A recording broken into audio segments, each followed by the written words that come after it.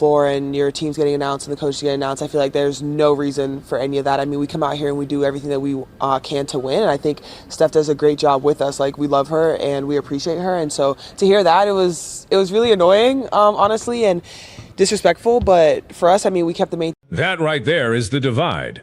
Aliyah Boston says the boos were disrespectful. A loud section of the fan base clearly believes those boos were accountability. And the question now is bigger than whether Stephanie White deserved one rough introduction. It is whether the Fever can convince frustrated fans that the players see this controversy the same way they do. Kelsey, what is Steph meant to this group, and heard the boos the other night, and maybe your reaction to that? It kind of threw me for a loop too. I told her to her face, I said, Coach, this is for you. In terms of just a sense of confidence, a sense of awareness of that you're not alone. And if anybody know me, it's like I don't play that. So it's like it really hurt my feelings to see her kind of like have emotions in terms of like. And now Kelsey Mitchell is making the defense personal. She is talking about Stephanie White as a human being, a coach who has emotions, somebody the locker room does not want feeling isolated. That matters. But notice what it does not answer. It does not explain why the reaction became strong enough that a home crowd was willing to boo its own head coach during introductions. That distinction is going to matter throughout this entire story. The players are talking about loyalty inside the building. The fans are talking about what they believe they have watched happen on the floor. And later there is another piece of this that changes the conversation completely, because Dan Dakich raises the one issue the WNBA has struggled with ever since Caitlin Clark arrived. Everybody wanted the attention. The argument is whether the league was actually prepared for the accountability that came with it. Steffi, are you okay? Are you okay? Are you okay, Stephanie? Where is Stephanie White? I see everybody running to do damage control for you. You got Caitlin Clark and Sophie Cunningham at the podium. Now we have Kelsey Mitchell and Aliyah Boston speaking at practice. From what I remember, Stephanie White always speaks at practice. Has this lady gone into hiding? Is she hiding from the original commentary frames Stephanie White's recent absence from these media clips as her going into hiding. That conclusion is not established by the material we have here. What we can say is that Boston and Mitchell were answering questions about their coach, while White herself was not featured answering them in this transcript. And perception matters. When your coach becomes the story, silence creates space. Fans fill that space with theories. Commentators fill it with accusations. Every player who steps in front of a microphone then gets asked to explain something she did not create. That is exactly how a basketball disagreement turns into a public relations problem. The Fever players are saying, essentially, you do not know our coach the way we know our coach. Fans are saying, essentially, we are not judging her private relationships with players. We are judging what we see publicly. Those are two completely different standards. Now, my thing is, Aliyah, you said there's no reason that should ever happen. Yes, there is a reason it should happen, and the reason happened, which is why she was booed. She has not stood up for the players. She didn't stand up for Caitlin Clark when Alyssa Thomas put her fist on Caitlin Clark's throat. She did not stand up for Sophie Cunningham while Dejanay Carrington gave her a clothesline that sent her into the galaxy. I mean, it's ridiculous. So that is why Stephanie White was booed. And there is the actual grievance driving the anger. The host points to two moments involving Fever players and argues that White did not respond strongly enough publicly. He references Alyssa Thomas making contact near Caitlin Clark's throat and Dejanay Carrington's hard foul on Sophie Cunningham. Whether you agree with his language or not, the criticism is very specific. Some fans want their coach to become visibly confrontational when they believe her players are being targeted. That expectation exists in every sport. If a quarterback gets hit late, fans watch the coach. If a star baseball player gets drilled, everybody watches the dugout. If somebody takes a hard shot in basketball, people immediately ask whether the team will protect its own. But there is another side to that. Coaches do not always serve their players best by turning every controversial play into a public war. Sometimes the responsible answer is to keep the team composed, avoid fines, avoid suspensions, and deal with officials through the proper channels. The real argument is not whether Stephanie White cares about her players. Boston and Mitchell are telling you she does. The argument is whether her public response matches what this particular fan base now expects from the person coaching Caitlin Clark's team. That is a much harder problem to fix. Kind of threw me for a loop too. I told her to her face, I said, Coach, this is for you. In terms of just a sense of confidence, a sense of awareness of that you're not alone. And if anybody know me, it's like I don't play that. So it's like it really hurt my feelings to see her kind of like have emotions in terms of like not feeling valued and not feeling wanted in a place where she has to coach. At the end of the day, this is her job, and so she has to show up too. And I think that people don't really recognize that. And I think that it's our job to remind her. It's our cultures. It's our culture, and I think. Listen closely to Mitchell's wording. She says she told White directly that she was not alone. She talks about culture. She talks about confidence. She describes the moment as something that genuinely affected the coach. That tells you the boos landed. And this is where fans have to be honest about what booing is designed to do. It is not a polite suggestion. It is public pressure. The entire purpose is to make the target understand that a portion of the paying audience disapproves.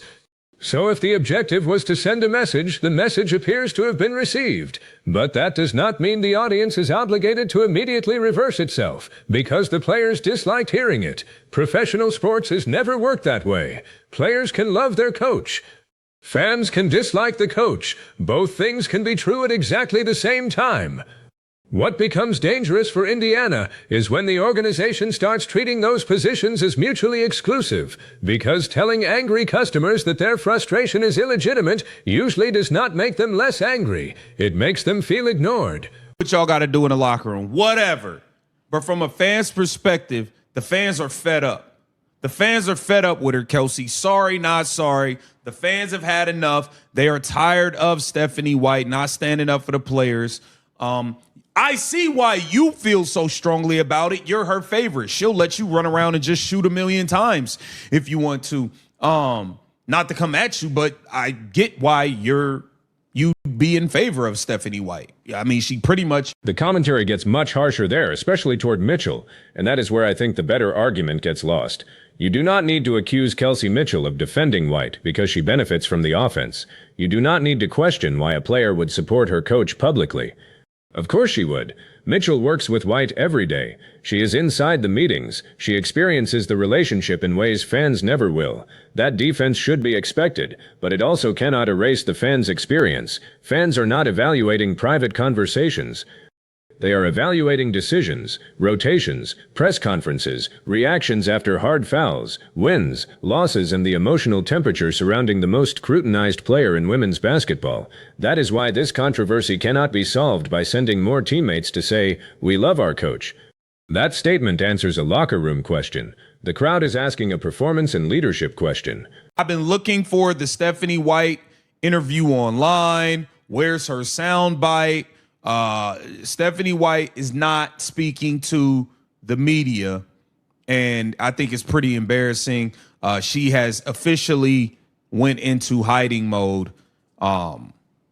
She doesn't want to speak to anybody. Dan Dakich spoke about everything going on, especially with the attention that they have gotten since Kate. Now we reach the part that fueled the damage control accusation. The host says he had been looking for a recent Stephanie White interview and could not find the soundbite he expected. Again, that alone does not prove White was intentionally avoiding reporters. There could be scheduling, practice access, or other explanations that are not provided in this transcript, but the optics are obvious. When the coach is being booed and multiple players are publicly defending her, people naturally ask when they will hear from the coach directly. That is not unreasonable, and if Indiana wants this story to disappear, the cleanest way is not an endless parade of player testimonials. It is clarity. White can explain what she believes her responsibility is when one of her players takes a dangerous foul. She can explain where she draws the line between defending her team and inflaming a situation. She can explain whether she understood why fans reacted the way they did. You may disagree with the answers, but at least the debate would then be about her actual position instead of speculation surrounding her silence. And that brings us to the larger WNBA issue. By the way, you all pay too much attention to social media. You do. You're being scrutinized. You're being scrutinized like a professional sports league. Period. I mean, you're not even close to the level of where like Aaron Rodgers or Pat Mahomes or Travis Kelsey is. You're being scrutinized. And you all have fallen under the weight. You've collapsed under the weight. Now, look. Everything that Dakich's point is uncomfortable, but it is important. His argument is that the WNBA is now being scrutinized the way major professional leagues are scrutinized. Coaches get ripped, executives get questioned, players get criticized. Every quote becomes content. Every officiating decision gets replayed frame by frame. That environment can be exhausting. It is also what relevance looks like. For years, women's basketball advocates asked for more television coverage, more discussion, more debate, more investment, and more attention. The arrival of Caitlin Clark accelerated that attention at a speed very few leagues ever experience. Now the Fever are learning the other half of that bargain. Massive attention does not arrive alone. It brings massive expectations. that has come to the WNBA here is because of Caitlin Clark. There was no scrutiny of the Indiana Fever. You know, Sophie Cunningham said, hey, look, when you come to the Indiana Fever, you're under what? No, you're not. When you play with Caitlin Clark, you're under the microphone. Nobody else matters. Nobody. I'm picking up what you're putting down, Dan. I'm picking up what you're putting down. Zip. Zero. But you're so worried about the online community.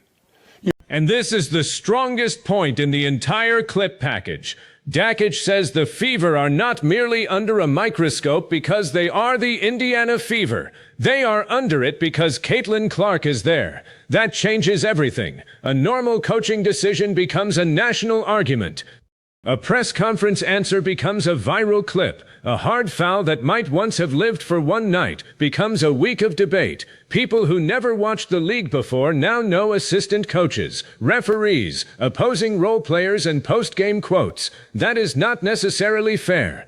Superstar attention rarely is. Think about what happens around any athlete who radically expands an audience. The ecosystem changes faster than the people inside it.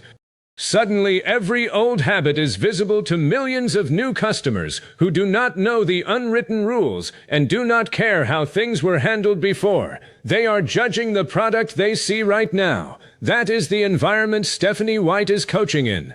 And if you want to understand why a crowd booing a head coach became such an explosive story, start there. This is no longer a small basketball conversation among longtime WNBA followers. Clark brought in viewers whose expectations were formed by the NFL, NBA, college football, men's college basketball, and every other sports machine where coaches get publicly roasted the second fans think they failed their superstar. Indiana did not create that culture. Indiana inherited it. You're so worried about sharing, well, we're human beings. No. You wanted the attention. You wanted to be a big girl league. You wanted to put yourself on the same level of other professional basketball, football, baseball, hockey, whatever leagues across the country. So you are now because of one woman, Caitlin Clark, and her popularity coming out of Iowa, the way she plays, the way she conducts herself. And y'all now are crying about it because you haven't handled it. There is the bargain in plain language.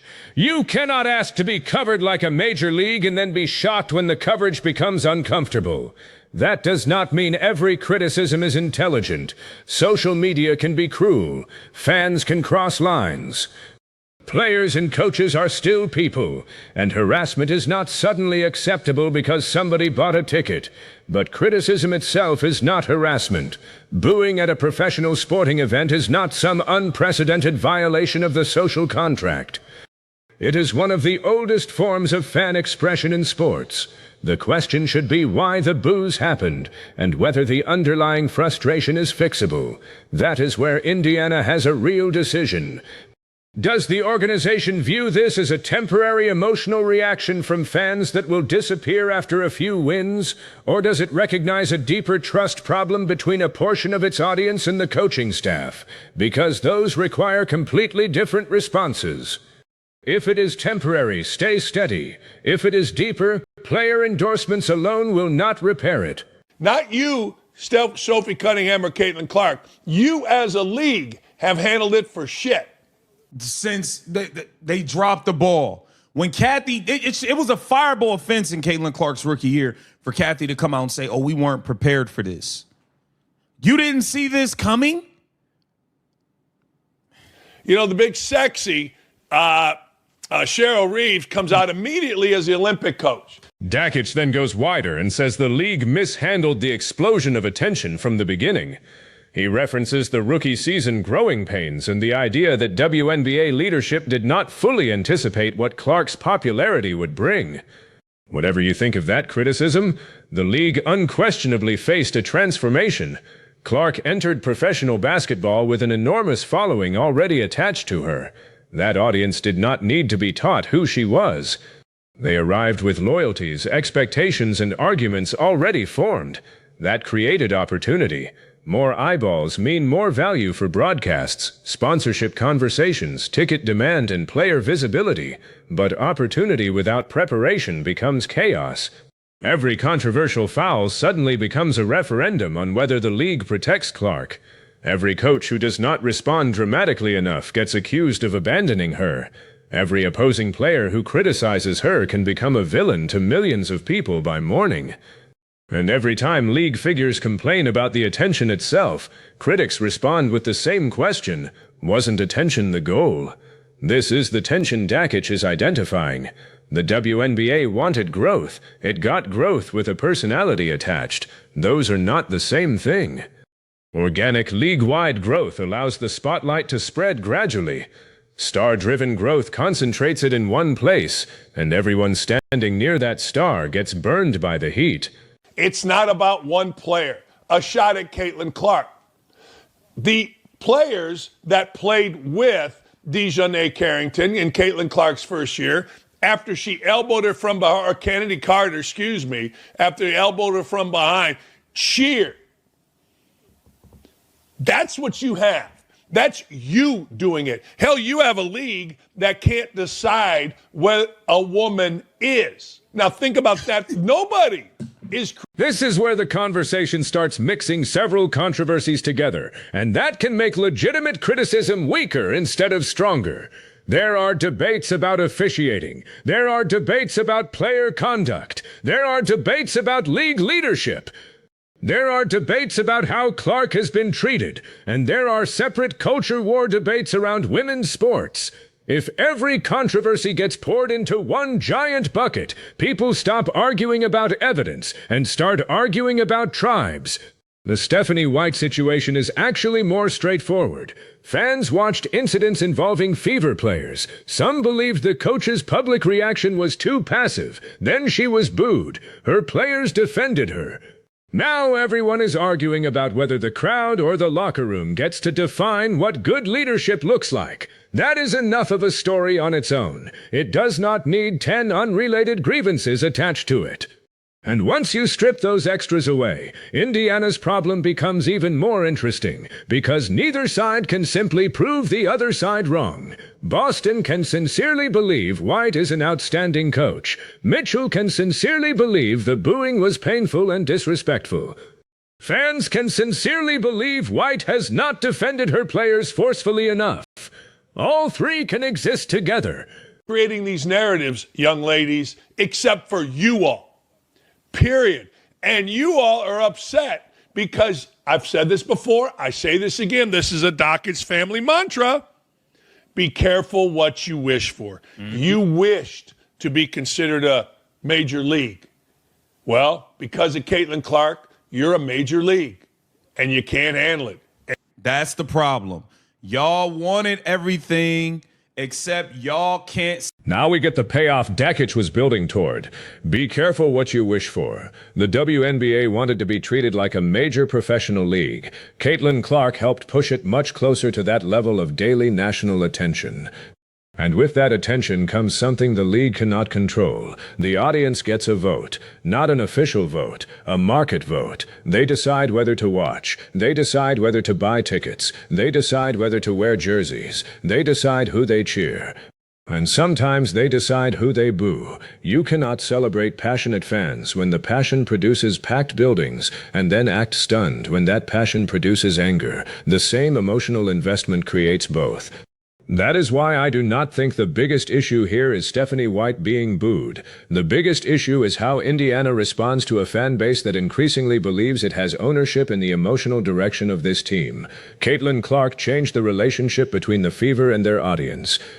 Many of these fans are not casual observers. They followed Clark from Iowa. They organized their viewing around her. They scrutinize the way teammates use her, the way opponents guard her, the way referees officiate her, and the way coaches respond when games become physical. That kind of fandom is incredibly valuable. It is also demanding. Indiana has to decide whether it wants to fight that reality or manage it, because there is no going backward to the level of attention the franchise had before Clark arrived. Seem to handle what comes with the superstar like Caitlin Clark. Stephanie White is out hiding like Osama bin Laden somewhere. She's hiding. The lady is hiding. This is crazy. She got to get it together, man. Stop sending people to do damage control. Y'all just sent Aliyah Boston and Kelsey Mitchell to do damage control for Stephanie White, and it's not going to work. I think the fans are going to boo her ass again tomorrow. What says you? Get down in the... And this is where the original host predicts the crowd may do it again. Maybe they will. Maybe winning changes the mood. Maybe White addresses the situation directly and some of the anger burns out. What matters more is what happens if the boos continue, because repeated booing changes the story. One night can be emotion.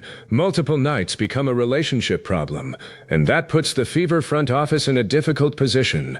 They cannot run a professional basketball organization by social media poll. Coaches cannot be hired and fired based on whichever hashtag is trending after a bad night. If players genuinely trust White and management believes she gives the team its best chance to win, the organization has every right to support her. But support also means allowing her to own the difficult moments. The strongest thing Indiana can do is stop making this about protecting Stephanie White from criticism. Let her answer it. Let her explain her philosophy. Let her tell fans why her approach is the right one. Then let the basketball determine whether people buy it, because every time another player has to defend the coach, the story becomes less about the player who is speaking and more about why the coach apparently needs defending. Boston should be able to talk about Boston. Mitchell should be able to talk about Mitchell. Clark should be able to talk about Clark. Cunningham should be able to talk about Cunningham. If the controversy is centered on the coach, eventually the coach has to be the primary voice addressing it. That is not punishment. That is leadership. And there is also a warning here for the fans. Wanting a coach to protect her players does not mean every hard foul requires public outrage. Physical basketball exists. Bad fouls happen. Flagrant fouls happen. Officials make mistakes. Players retaliating every time somebody crosses a line can cost games, technical fouls, money, and suspensions. The better standard is consistency. When something happens to your team, do your words match what you would say if the jerseys were reversed? Do players believe you have their backs? Does management believe you are handling pressure correctly? And are results good enough to justify your approach? That last question ultimately decides almost every coaching controversy. Winning does not make every criticism disappear, but losing makes every criticism louder. The Fever are operating under conditions few WNBA teams have ever experienced. They are not just trying to win basketball games.